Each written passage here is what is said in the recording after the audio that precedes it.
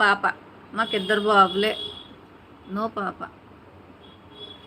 పాప ఉంటే ఇంటికి బాగుంటుంది. అదొక హ్యాపీనెస్.